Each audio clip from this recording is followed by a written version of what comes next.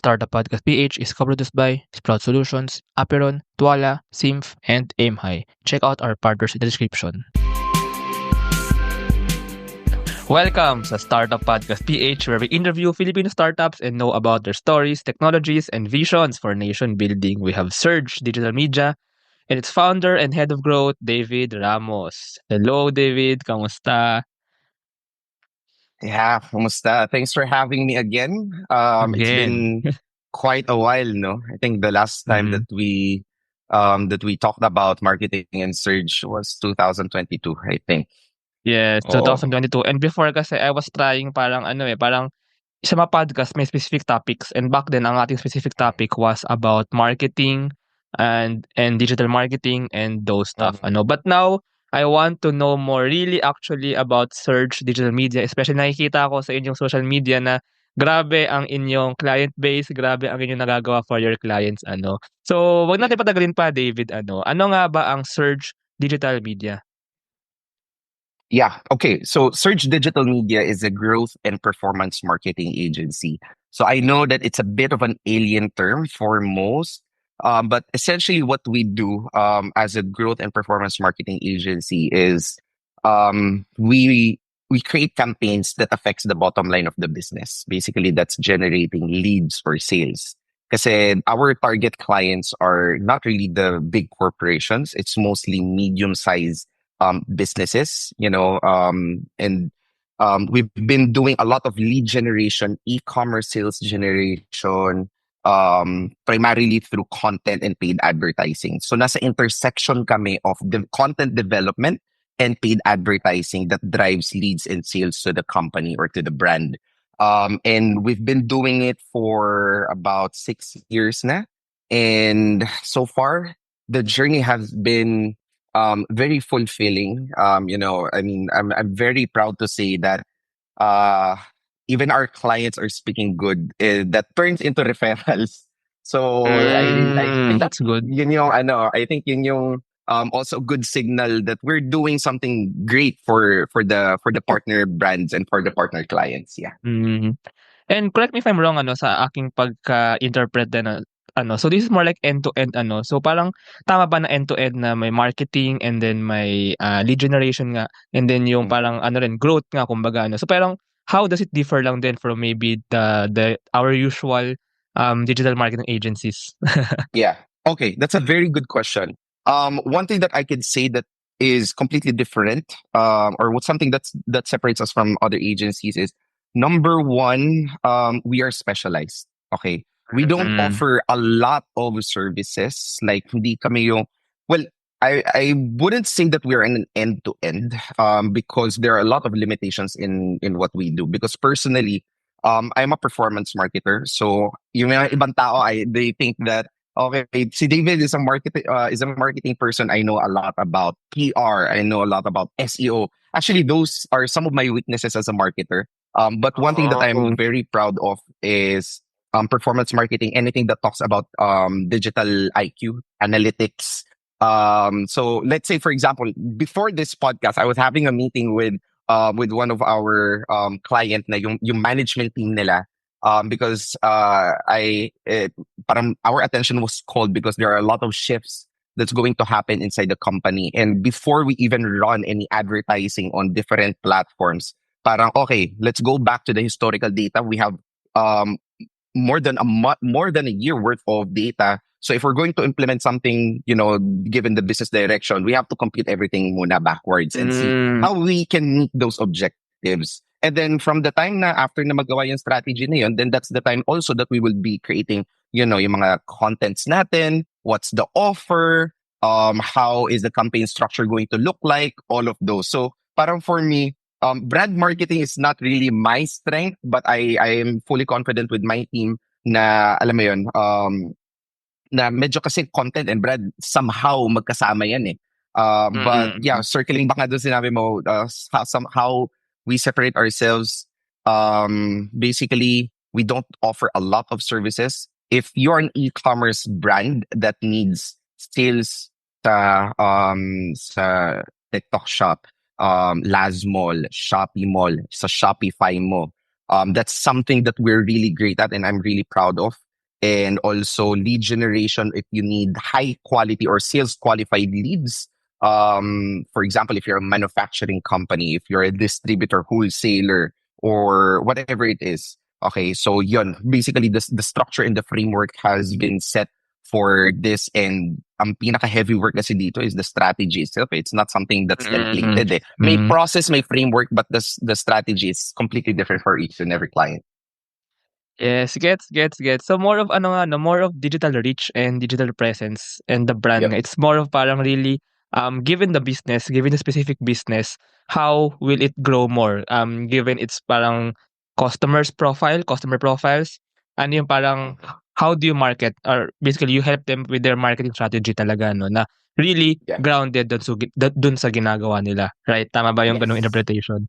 You got it. You got it. Ayun. So punta muna natin yung ano 'no, yung parang challenge that really you're solving for these companies ano. So why exactly do they need this parang growth and performance marketing? Ano ba yung I mean, how really can they benefit from like your services? What exactly is the pain point kumbaga that you're solving for these companies? Yeah. So basically, the straightforward answer is they need marketing help. They need the visibility, and they need a team that is focused on driving what is important pagdating sa kunyari conversation with the management. It doesn't matter how much likes, comments, shares you're getting from a specific content, but if it doesn't Yes, translate into true. sales, then wala yan, di ba? Hmm, So yun yung focus namin. Okay. So it's more of like a healthy balance between brand awareness, but it's more of like creating sales campaign talaga that will help us identify ano yung ROI, because the common misconception kasi kapag dating sa marketing is okay, it's just like it's more of like a cost rather than an investment. And this is something that we transparently communicate with our partner clients na when we are spending, for example, on advertising, okay, there's this what we call return on advertising spend, or ROAS, diba? So if you spend, let's say, 100 pesos, and someone purchase worth 500 pesos, then that's a 5x return on advertising spend. But to be fully transparent, syempre may binabayad naman din sila na agency fee. So we also like include that in their overall marketing spend. So alam nila na, okay, is this really an ROI for the business, or is it just like on this specific side of the marketing campaign? And then, yung mga challenges, aside from marketing, na nakikita din namin commonly are the processes. Let me give you an example. If we're running lead generation campaign and we successfully delivered, let's say, 200 sales qualified leads. Okay, meaning medyo warm na to mga to based on the acceptance criteria that, okay, if you're accepting a lead, or if you want to consider a lead as a warm lead within this specific budget range, this position, because you only want to talk to like decision makers and whatever criteria it is, then nafi-filter natin yun. And pag pumasok na kasi yung leads na yun, the next conversation would be, what's the sales team going to do with that leads? And most of the time, nababottleneck sila, because once we funnel in a lot of leads na pwede nang kausapin ng sales team, hindi sila ready. Because they don't have like the CRM, or the customer relationship management na tinatawag natin. So let's say if you're targeting a busy professional or a high net worth people, you don't expect na isang beses mo lang tatawagan yan and sasagot na yan. Most probably the touch points there would be around around 3 or 4, just for that person to have a minute to talk to you and qualify them again and see if you can move forward with the discussion. So the sales process is also something that we deliver to them. So that's on the B2B side, or the lead generation side. Now, pagdating naman sa e-commerce side, I always say this for a lot of our brand owners na paid advertising is not a band-aid solution for a poor converting website. Meaning, paid advertising can only go so far, because once we drive traffic, kahit sabihin na natin sales objective yan on whatever platform, TikTok, Meta, Google, okay, or kahit mag-drive tayo ng traffic kung saan mang conversion location yan. It's a matter of, for example, if you have a website, how optimized is your website for conversion? Because if your website is, let's say, magulo, Nag-click ako dito pero ang dami mong gusto pabasa sa akin. It's not visual, ganyan, daming text. Then, it basically nag-defeat yung purpose ng advertising natin. Kahit gaano kaganda yung content, if the content sticks, pero pag pumunta sila doon, we can take it to our own personal experience, right? If pumunta sila doon and it's not really like, it's not comprehensive enough to make a certain action, then magiging mababa din yung result ng advertising natin. So we also look at that, the what we call the CRO, or the conversion rate optimization, that is fully driven by the data analytics na nakikita natin, the heat maps and all of those. I don't want to sound too technical, no, but if 60% or 70% of people are dropping out of your website, then you have a poor website performance. So stuff like that. And I know there's a lot to uncover, but these are the elements that we commonly see, and we help our clients, get the optimal result to get the ROI from their marketing. Connected sa sales and then to growth then eventually talaga ng company. So, Yes. parang yun yung kumbaga complete path of the benefit that you give to them. Pero I think another benefit here is that they don't need anymore to like have an in-house marketing team, kasi parang they outsource to you, tama ba? So yun yung parang setup, no? Parang these companies, they outsource the marketing and growth aspect to you, tama ba yun? It depends on the clients. Kasi there are partner clients na binibigay talaga nila sa amin lahat. For example, content, social media, paid advertising, the strategy development, and then also the retention campaign for retargeting and remarketing for a specific marketing initiative. But there are also clients na meron silang internal. We have also a lot of that type of clients na meron silang marketing manager, assistant marketing manager, e-commerce, ganyan. So the way that it works is nagiging collaborative effort siya. So at least there's an accountability there's accountability on both sides. So it depends really on how the brand wants to partner with us. But for the most part, yung mga clients namin, they have their own marketing department also, both online and offline. Both online and offline. Yeah, that's correct. I'm curious lang, David, if I remember correctly, you have a marketing background, and parang why did you create your own agency nga, and paano ka kumbaga, why did you create your own growth and performance marketing agency? Yeah. We go way back 2019, okay, before pala yung pandemic. Kasi the Surge Digital Media started as a training company. So, training company talaga siya. Actually, Surge Consultancy pa siya before. We provide yung, what do you call this, marketing trainings, about paid advertising, because I started learning running ads. Actually, everything that focuses on the technical side of marketing, implementation talaga. So Google Ads, Pinterest ads, Twitter ads, Facebook ads, Google Analytics, lahat yan inaral ko 2017. So, mga ganun. So that was the time na nag-explore ako. Ano kaya specialization yung pwede kong gawin? Because I was exploring into different specialization. So nag-aral ako ng RFP. Muntik na ako magpa-certify. RFP is Registered Financial Planner. You create the financial plan of families. Nag-try pa ako sa ganun. And turns out na during the middle of the journey, parang it's not really for me, ganyan. So gumagawa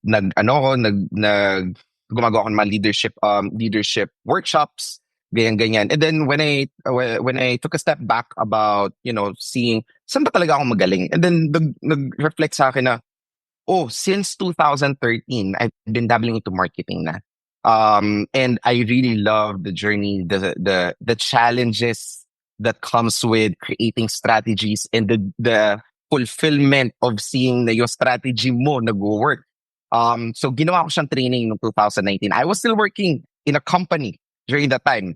So medyo struggle yun. I was like, okay, may speaking engagement dito. I'll go there, mag-absent ako kahit bawal yun. Mag-absent ako, tapos during those like couple of months, I think naging 1 year din yun eh.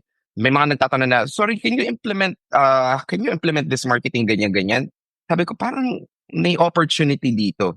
So Okay, so sige, why not? I tried a couple of clients. I was doing it for free pa during that time because syempre, okay, yung mga now I am teaching these people how to do it, but they're now asking me to do it. So mas double yung risk sa akin. So okay, sige, let me just do it for free, and if nag-perform siya, you give me a certain percentage of the sales or the profit. Oh, Ganun siya. So it was, and then pandemic hit.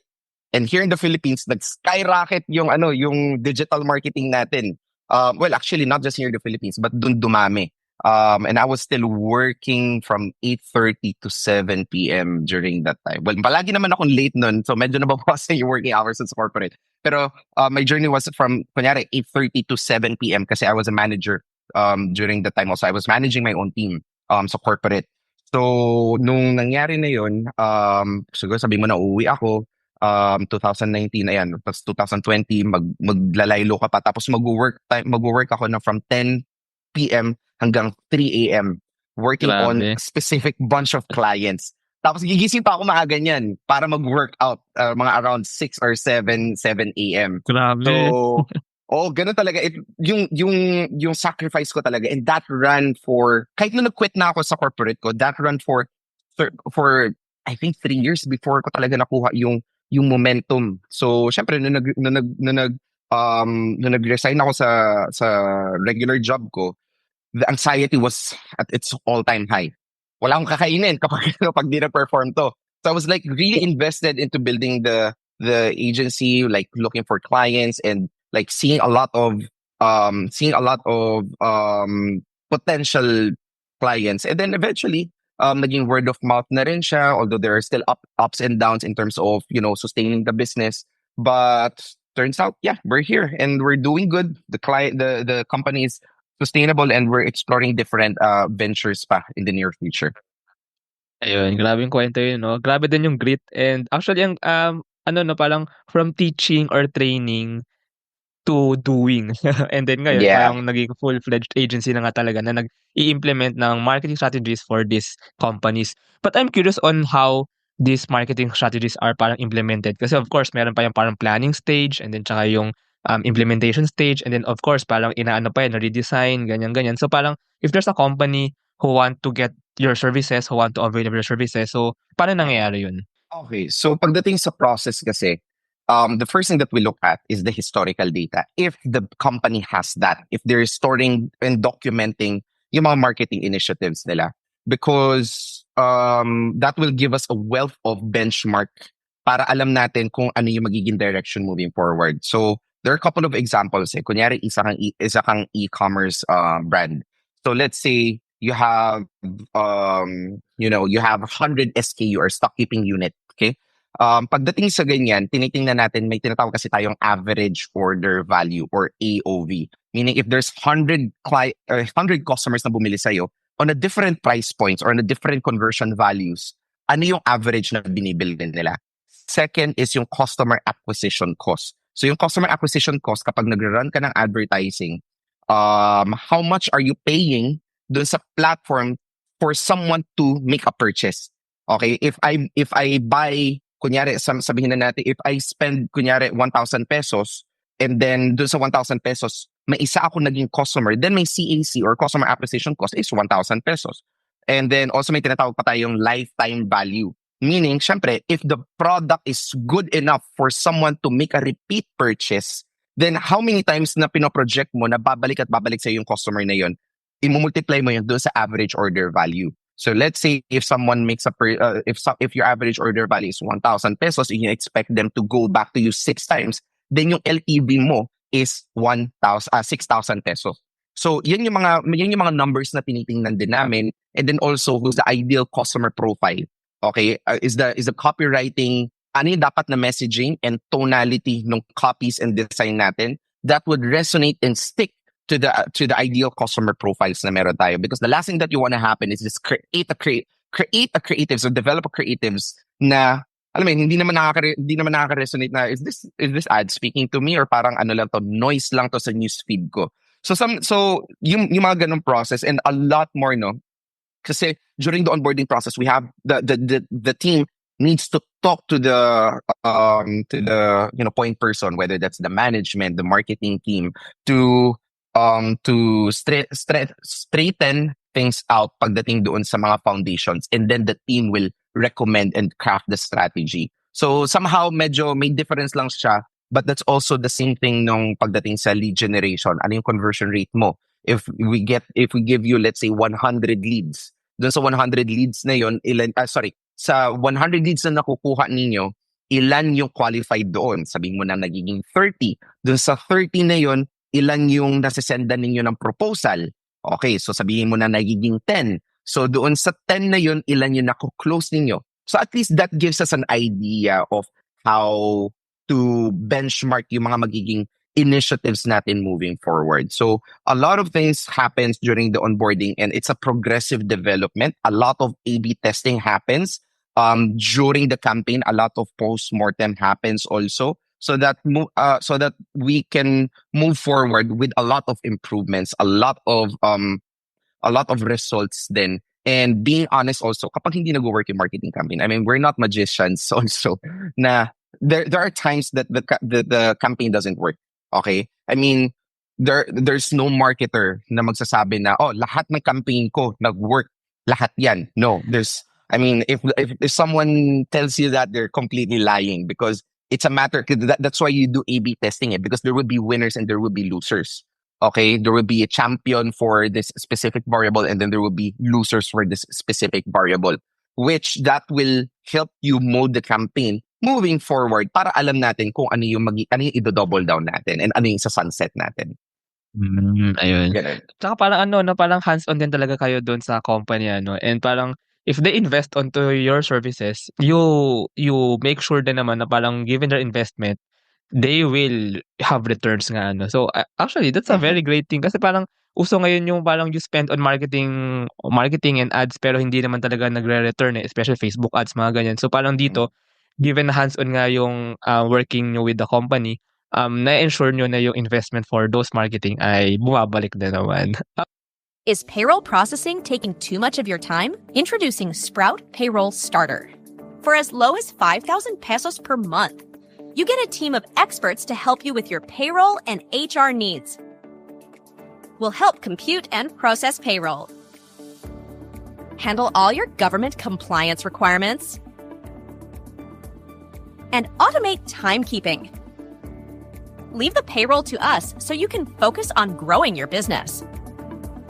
Enjoy peace of mind with Sprout Payroll Starter.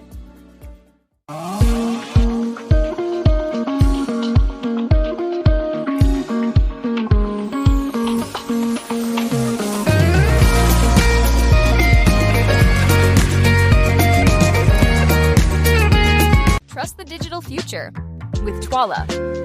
Secure and tamper-proof digital signature. Electronic notarization service. And custom AI agents for intelligent document workflows. Visit twala.io to learn more. In today's digital world, your organization needs more than just technology. It needs a strategic partner.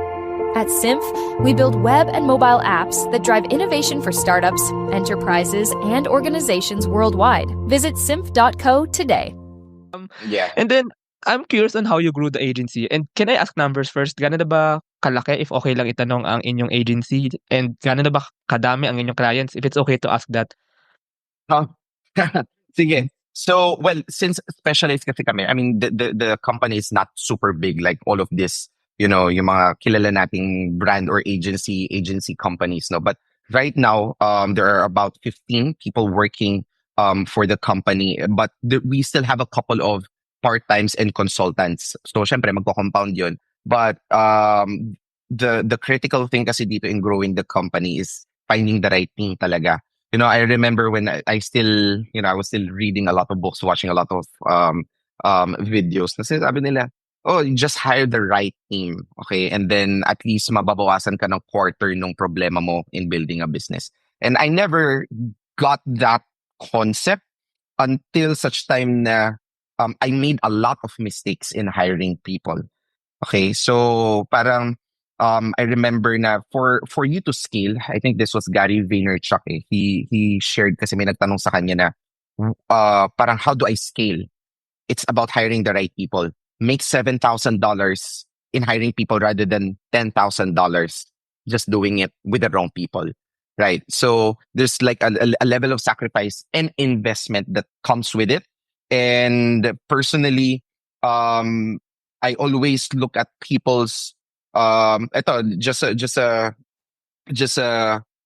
trivia na we have employees that I didn't look look for their educational background.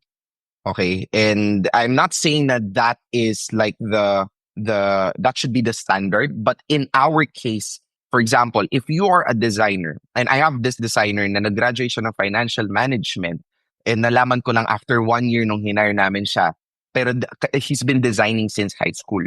Yeah, so yung talent din kasi talaga, that's something that we're looking at, and also the attitude, and then making sure na this person has the initiative to speak up and not just be a yes man. Sinasabi namin yun, you are not a yes man here. And for me, kunyari nagkakaroon kami ng mancom namin, I highly appreciate employees who are challenging my ideas because I know that that person is thinking and like following kung ano talaga yung dapat na magiging objective netong specific topic na to or netong direction natin. So for me, I always encourage people na, okay, if you have something to say it, but just make sure that you have a basis why you are saying that. Okay? Because everything that we are doing here, especially for the client, it shouldn't be like feeling ko or sa tingin ko. It doesn't work that way, diba? So, parang for me, it's a healthy conversation and it's a healthy discussion within the team. And dyan nagbubunga yung mga ideas eh. So, I think that's also one thing na talaga nag-grow yung company. And like just looking for the right talent and then seeing if they are fit for your company also. Because there are also right talent pero hindi sila fit sa company mo. So you have me personally, I have to weigh that eh. So I mean we've made like challenging or medyo mabigat na mga decisions before that we have to let go of a certain person because medyo nalagay na sa ulo nila kung magaling sila. And I always say to my people na I don't care how good you are. The work of an agency is very stressful. If you're going to contribute to the stress, I'm sorry, but we have to let you go. So that's something that culture I have to make sure that they are, that they are performing at their best. Kasi you're dealing with a lot with different industries, different personalities. So my responsibilities, I will take care of my employees, and then my employees will take care of our clients, or our team will take care of our clients. Ganon. So yung culture din talaga is very important. So on the clients naman, David, so kumbaga, how did you grow your client base? So nag-start ka nga sa isa na dati you were just training and then naging implementer ka So paano mo naparami ang iyong client base, and how do you manage na parami ang inyong clients? Kasi at the same time parang kailangan din lumaki ang inyong team, 'di ba? So pwedeng pakwento naman ng aspect na 'yun. Yes, actually, that's a very good question. Kasi just like any other business, so you have to start somewhere. You have to start from the ground up. And I would strongly believe that the first 2 years of Surge Digital Media's client acquisition came from a Facebook group. Okay. Wow. And that single Interesting. Facebook group is called Startup PH. Kasi sa Okay. Startup PH, so ang dami, a lot of startup business owners know that page. And like most of our key account clients during that time came from Startup PH Facebook community page. And I would say na 90% of them are still with us until now. Okay, and some, and may iba doon na naging business partner din. They invite me to be part of their own company in exchange of a certain equity, stuff like that. So that was the first few years of Surge Digital Media. And then it turned out na, syempre, our clients also help us in the acquisition of new clients for Surge. through referrals naman to.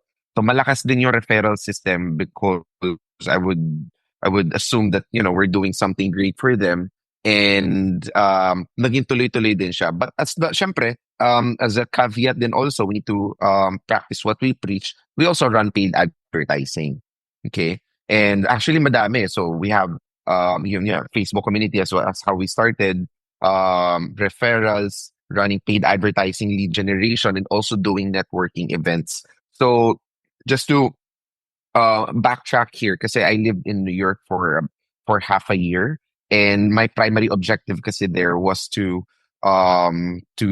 get to know as many business owners as possible.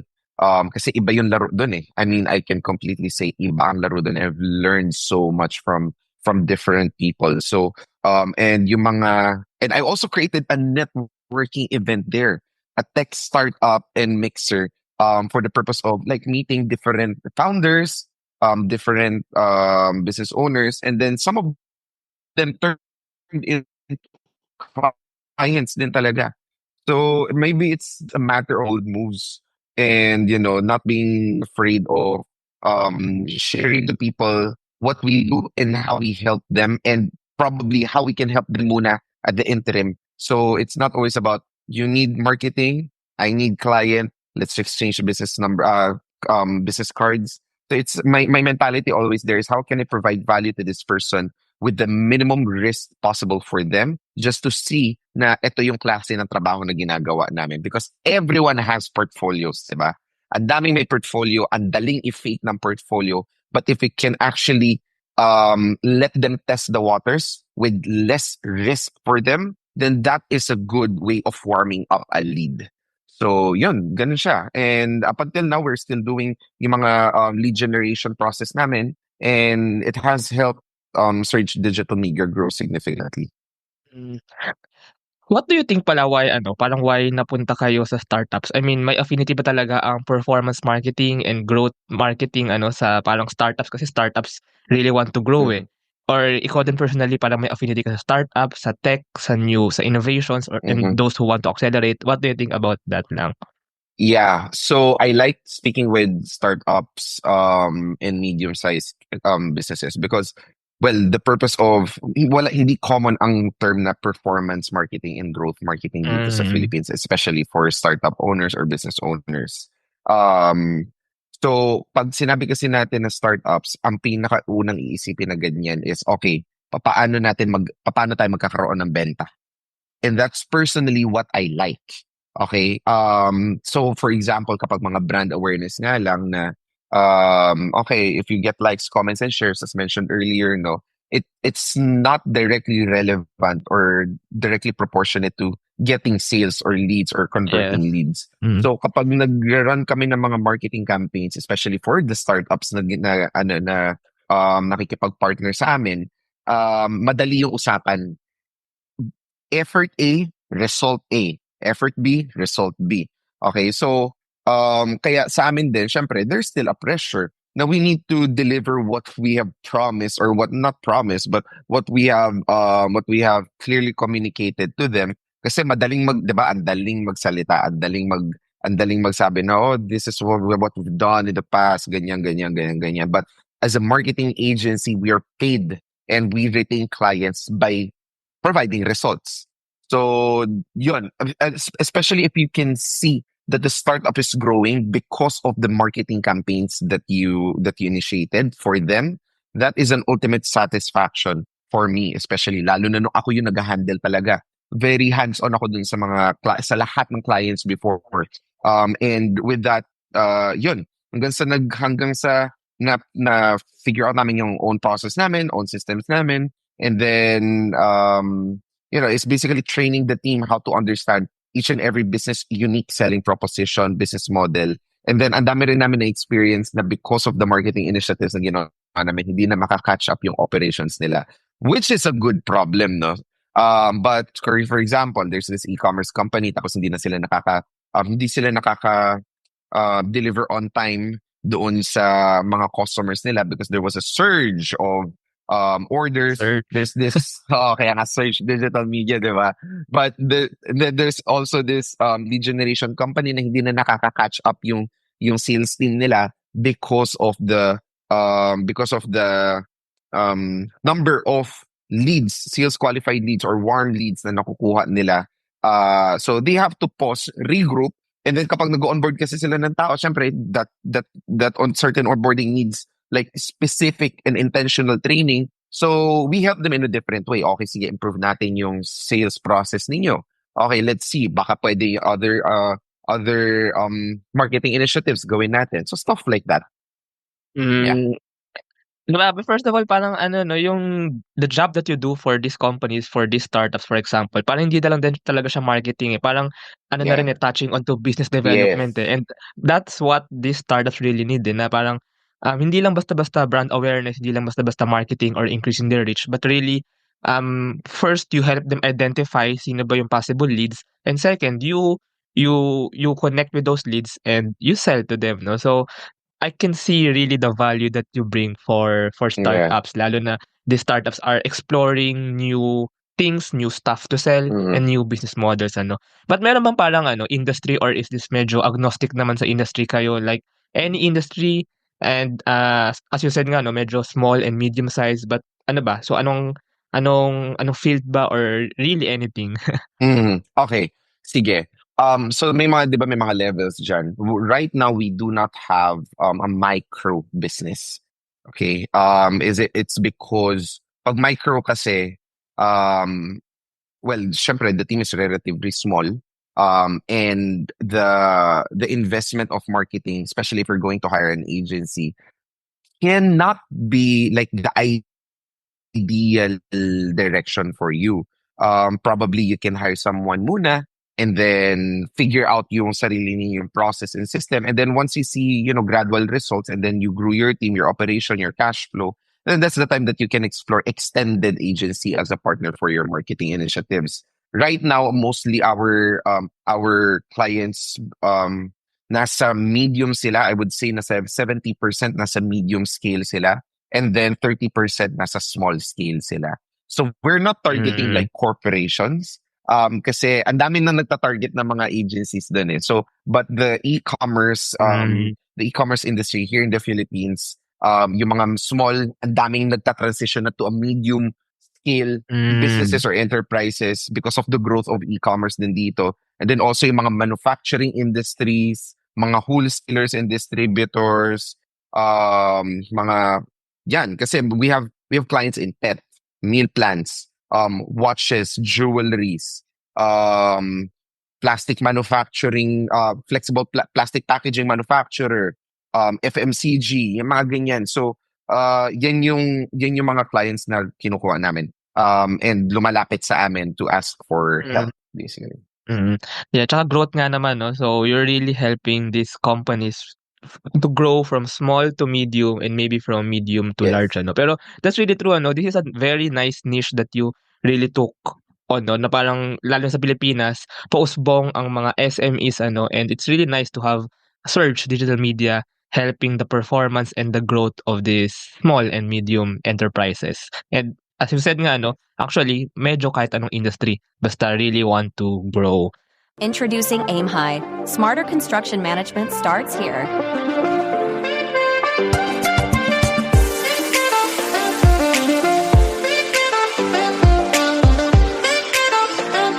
Monitor costs and progress with real-time insights. Plan ahead and adapt with streamlined scheduling tools. Make data-driven decisions to avoid costly delays. Increase efficiency and profit with Aim High. Ayun. So speaking of growth ano, paano naman ang growth ni Mhm. Surge Digital Media? I mean, ano ba ang iyong vision maybe, or maybe parang future plans to grow further pa? So, how do you see maybe Surge Digital Media in like 5 years, 10 years? Are you continuing to grow the Mm. company? Yeah, actually that's true, no. So part of our vision kasi is that by 2029, Surge Digital Media will be a household name for SME marketing. So that is really the direction. So kapag sinabi na, we need marketing for this, for this business, the Surge Digital Media, who has a great appetite for not just being a number in a company, but really like a helping arm for growing the business. And the way that we can do that is by creating a bunch of contents that speaks about the brand. Which this year, 2025, there's an extensive planning and execution of doubling down on content. So yeah, ito, for example, this one is a form of content. Doon sa business group namin or leadership organization namin na JCI Manila, we're also creating content there, but we're inviting different business owners naman dun eh. And then also promoting a lot of avenues where our ideal clients are hanging out. Whether that's syempre Facebook pa rin, nandiyan pa rin siya, Google, LinkedIn. So it's a matter of giving value for free. That's the vision that we will be doing in the next years to come, until such time that if people want to start to have a conversation, the first brand or the first agency that they will think of locally is Surge Digital Media. So that's easier said than done, but we have a lot of things to do, and it's going to be a very fun ride. But yeah, marami pa magiging sub services under Surge Digital Media, because in the next 5 years we plan to have a logistics company where we handle fulfillments for e-commerce. We're also going to marami. I don't want to preempt it, but Surge Digital Media will be on a larger scale. Na kapag lumaki ka, there will be different services. Surge Digital Media will be one of the specialization na lang ng company namin. Yeah. Yeah, but household name talaga, not like if there's a startup or SME who wants to grow, Surge Digital Media ang unang isipin at unang lalapitan. And sana at least makatulong ang podcast na ito, at least Yes. to increase the reach. And actually, palaki din ng palaki ang network ng startups ng Startup Podcast PH. So, we can possibly do some connections din, One last Yeah, question na that's lang, true. David, kasi I see, medyo personal question, but parang I see a strong drive in you to really do this eh. Can I just ask what keeps you driven or parang what keeps you motivated talaga? That's a good question. Okay. The first answer na pumasok sa isip ko is, if I'm not a business owner right now, I would be a professor. Okay. So it's really my passion to teach people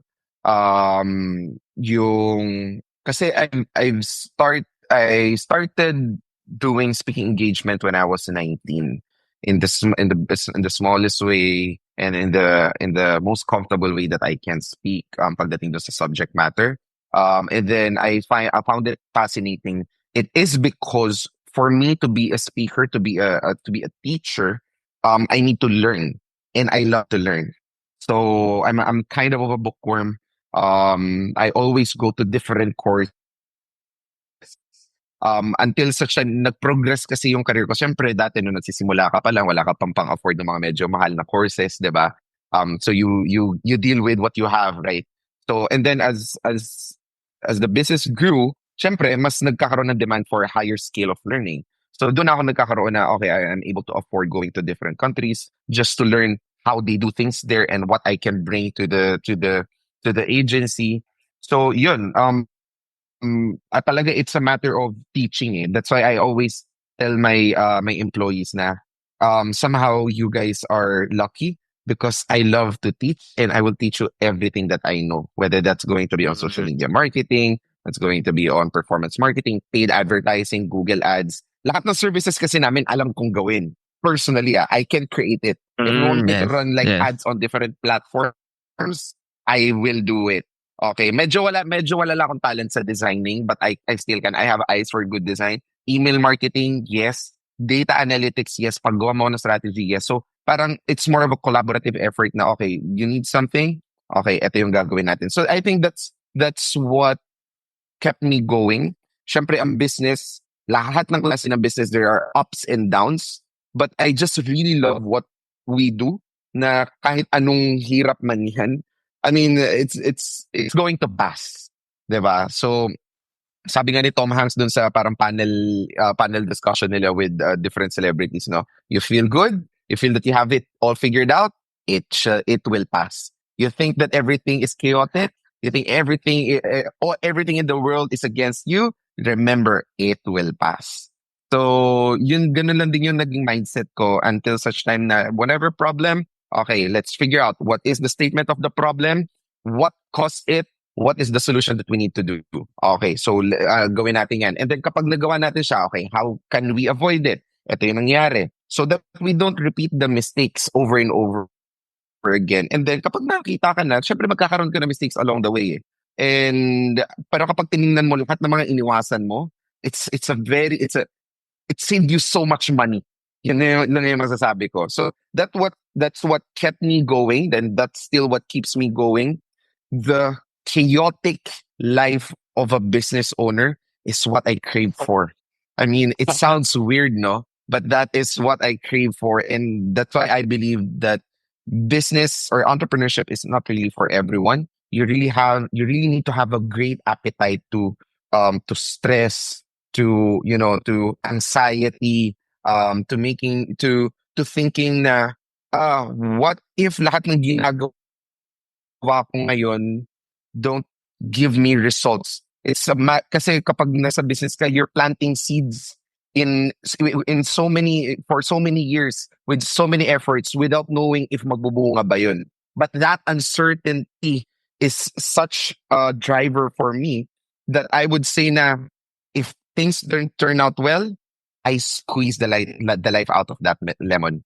So there's no regret, 'di ba? So yun yung ginagawa ko. Whatever happens, I've done my job. I've done whatever I could. I've asked help.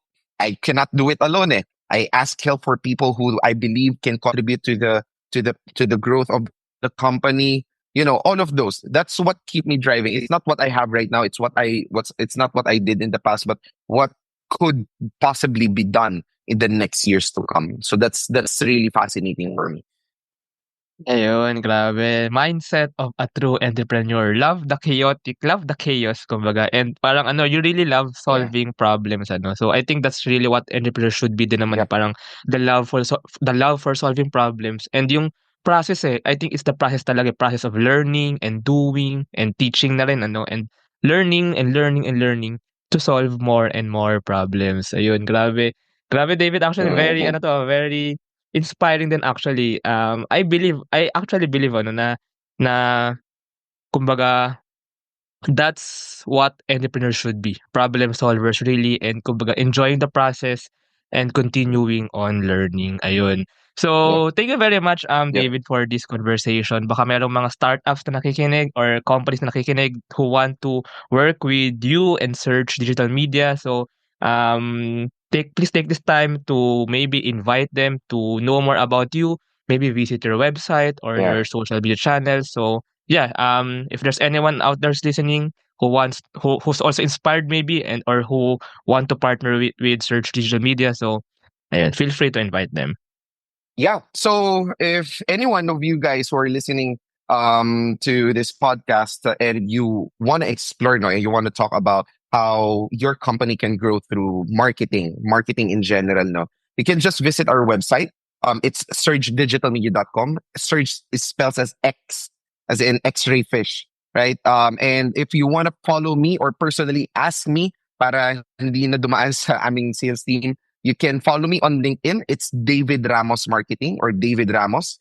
You'll see naman yung bio ko doon na founder and head of growth of Surge Digital Media. Or you can email me at david@surgedigitalmedia.com. So we have social media page naman on Instagram, Facebook, and LinkedIn. So whatever questions you have, it doesn't have to be like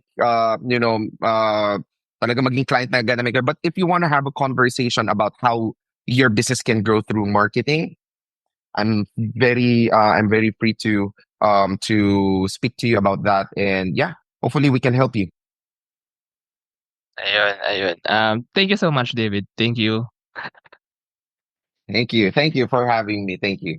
Thank you very much to our 53 patrons. This episode is super powered by AskLexPH Academy, our official e-learning partner. Get certifications on Lean Six Sigma, project management, data science, and more. Hyperstocks, digital banking enabler for rural and thrift banks. 1 CFO, CFO services, bookkeeping and tax, and payroll processing for startups and small businesses. Unawa, driving digital transformation with secure, legally enforceable electronic signatures and robust AML compliance. SchoolTech, all-in-one AI-integrated school and learning management system. Better Support, a Manila-based BPO company. They are offering a referral program for anyone who can bring in new clients. Let us know if you know any Western-based business that might have a need. Britanna, cloud-based enterprise-grade ERP solution that fits the small and medium business budget. Wonderbrand, data science-driven brand strategy and design company for emerging markets. Fail Coach Miha Matlievsky, business training, coaching, and consulting for startups and SMEs who are scaling or finding product market fit. Drive Manila, Philippines' largest peer-to-peer car rental community. East Point Business Outsourcing Services, one-stop shop for streamlined business solutions for MSMEs such as business registration, bookkeeping, and more. Doon, Philippines' first fully insured peer-to-peer car sharing marketplace. Hire Business Solutions, provider of the most configurable cloud-based payroll system in the Philippines. Divicode Technologies Incorporated, IT solutions specializing in software development, blockchain smart contracts, digital wallets, and cybersecurity. Mata Technologies, Philippines' premier provider of virtual tours and maps for LGU's real estate, tourism, and private businesses. Smile, consent-driven digital employment verification service to make smarter decisions faster. Mamiki Super Pet App, Philippines' first ever one-stop mobile app for pet products and services. Ignite Careers, career matching platform for Filipino talent and hiring companies in the outsourcing industry. Looking for buy and sell online with Sigurado sellers. NutriCoach, personalized nutrition and weight loss programs for you. This episode is powered by Wasteless PH, Tech Tribe, Yay, Uplift Code Camp, Board Prep, Dohe Philippines, Edfolio, Hive Rooms, Kazam, CodeSham, Jure.ph, Big Giant Games, Agile Data Solutions, Hustle PH, Pahatid PH, Founders Launchpad, Pareto Consulting, Contact RFID Business Cards, Sirius MD. Support the podcast through the links in the description.